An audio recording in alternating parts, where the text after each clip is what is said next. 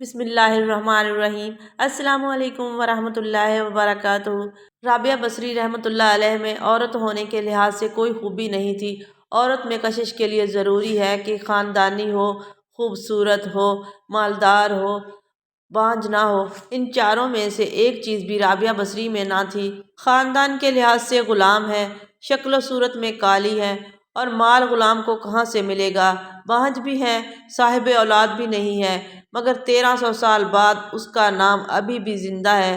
اس کا نام کیوں بلند نہ ہو؟ اس زمانے کی بڑی بڑی بیگمات، بڑی بڑی حسین، بڑی بڑی نازنین، ہیروں میں تلنے والی، سونے چاندی میں سجی ہوئی، آج ان کا کوئی نام و نشان تک نہیں۔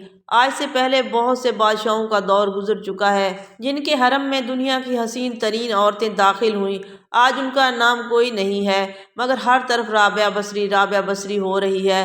رات کو نہا کر کپڑے بدل کر اپنے خاوند سے پوچھتی میری ضرورت ہے، وہ کہتے کوئی نہیں ہے، پھر پوچھتی مجھے اجازت ہے، وہ کہتے اجازت ہے، پھر مصلے پر پوری رات اللہ کی عبادت کرتے ہوئے گزار دیتی تھیں۔ حضرت رابعہ بصری رحمۃ اللہ علیہ کے خاوند جوانی میں فوت ہو گئے، چنانچہ حضرت حسن بصری رحمۃ اللہ علیہ جیسی عظیم شخصیت خود چل کر آئے، نکاح کا پیغام لے کر آئے۔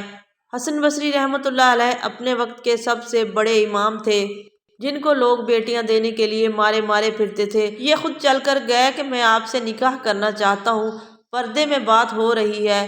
وہ کہنے لگی میرے 4 سوالوں کا جواب دے دو، میں نکاح کر لیتی ہوں۔ کہنے لگے فرمائیے۔ کہنے لگی یہ بتاؤ میں جنتی ہوں کہ دوزخی ہوں؟ حضرت حسن بصری رحمۃ اللہ علیہ خاموش رہے۔ پھر کہنے لگیں یہ بتاؤ جب قیامت کے دن اللہ تعالیٰ اعمال نامہ بکھیرے گا تو کسی کے سیدھے ہاتھ میں آئے گا اور کسی کے الٹے ہاتھ میں، میرے کس ہاتھ میں آئے گا؟ سیدھے ہاتھ میں یا الٹے ہاتھ میں؟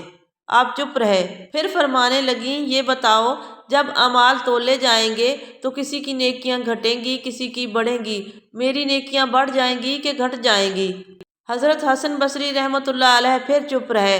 وہ پھر کہنے لگیں اچھا یہ بتاؤ جب پل صراط سے گزارا جائے گا کچھ گر جائیں گے، کچھ پار لگ جائیں گے، میں پار لگنے والوں میں ہوں گی یا گرنے والوں میں؟ حضرت حسن بصری رحمۃ اللہ علیہ فرمانے لگے رابعہ تیرے کسی سوال کا جواب میرے پاس نہیں ہے۔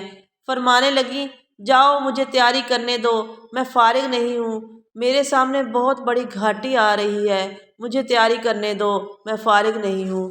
جب رابعہ بصری رحمۃ اللہ علیہ کا انتقال ہونے لگا تو اپنی خادمہ سے فرمایا جب میرا انتقال ہو کسی کو خبر نہ کرنا، پڑوسیوں کو بلاؤ اور میری اس گڈری میں جس میں نے ساری زندگی اپنے رب کو راتوں کو اٹھ کر یاد کیا، اسی کو میرا کفن بنا دینا، اسی میں مجھے دفن کر دینا، اور صبح لوگوں کو بتا دینا کہ زمین پر ایک بوجھ تھا جو اتر گیا ہے۔ وفات کے بعد رابعہ بصری اسی خادمہ کو خواب میں آئیں اور کہا منکر نکیر قبر میں آ گئے اور کہنے لگے تیرا رب کون ہے؟ تو جواب میں فرماتی ہیں کہ جس رب کو ساری زندگی نہ بھولی اب 4 ہاتھ زمین کے اندر آ کر کیا بھول جاؤں گی؟